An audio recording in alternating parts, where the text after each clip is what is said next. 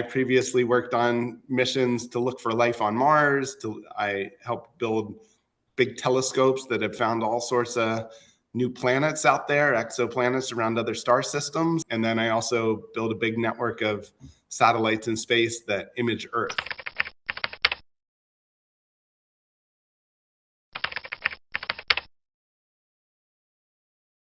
I worked on instruments in grad school that further iterations of those eventually went to Mars and have found signs of amino acids on Mars.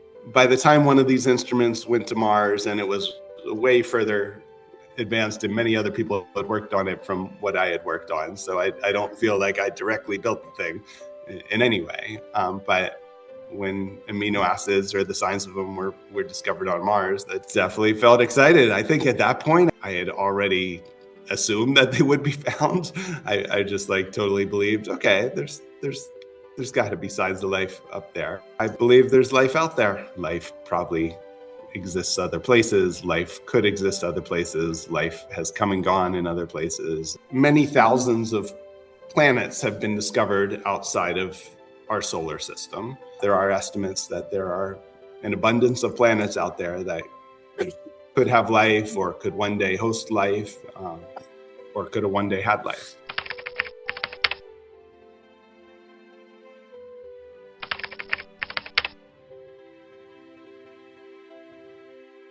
I had worked on a lot of satellites and telescopes, and then I took some time, gave myself about 6 months to see what I was meant to do next. And I did some travels, then I went down and I spent some time in the rainforest, and I was in Central America and Guatemala. And I did this long hike in the forest, and I sat under this tree, and I had this feeling of connection with Earth and with life. I was doing a lot of meditation and journaling and felt very present and connected to where I was, and hadn't looked at a TV or a computer screen in a while. And so I think when we allow ourselves to connect and sink in and let go of the distractions, then deeper wisdom can come through.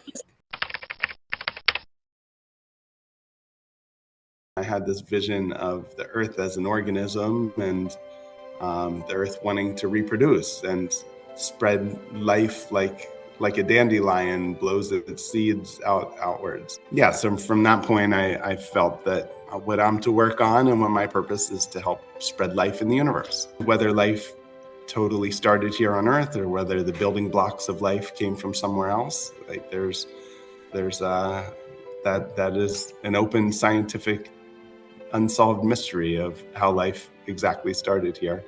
But I believe one day there will be all sorts of new worlds out there with life on them that came from here. And I think humanity will play a role in that. There's both the act of humans going to new places and humanity being on new places, and bringing plants with them and being stewards of life. And I believe humans will do both. We'll expand outwards and we'll carry life with us.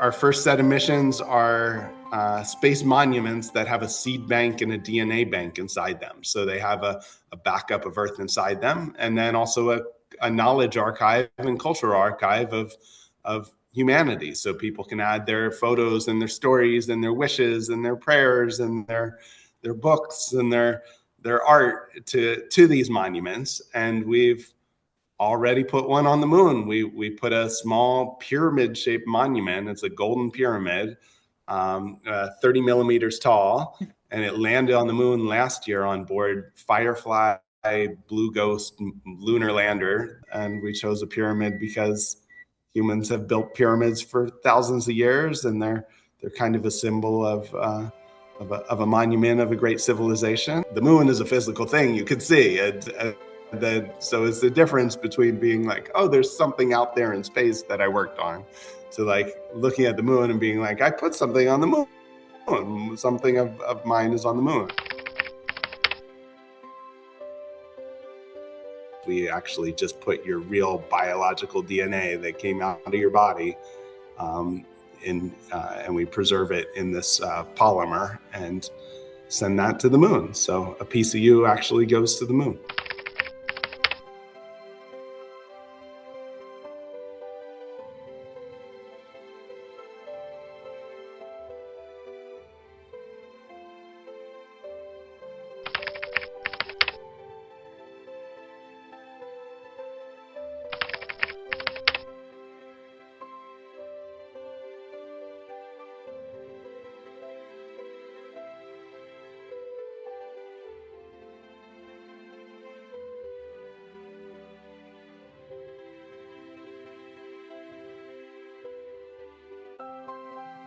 I'm excited about this collaboration we're doing with icMercury, and as I said, we already successfully put one pyramid on the moon.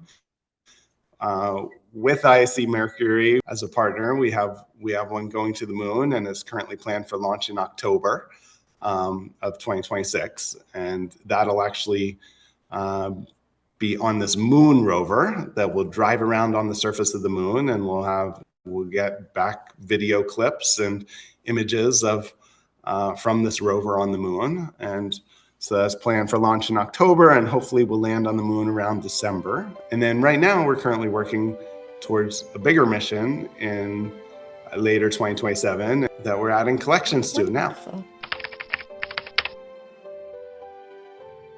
We use technologies that are meant to last 1 billion years. So we etch information into a crystal that can last essentially forever. We have a few different ways we can add art and information. Every piece of art we collect, every story, that gets added digitally into the crystal. Then we have ways that we can add these in analog format, where you actually can look with your eye, or we can miniaturize it and you can look through a microscope and see the actual picture. Some of these we print in full color using archival inks, and then also we're able to nano engrave into metal as well. Thanks for having me. What an exciting time to be a human on planet Earth, and I am inspired by a future where caring for Earth, we're flourishing here and beyond, and we populate new worlds, and we carry the seeds of life outwards and do it in a beautiful way. And excited for more and more people to be part of space and our future across the galaxy.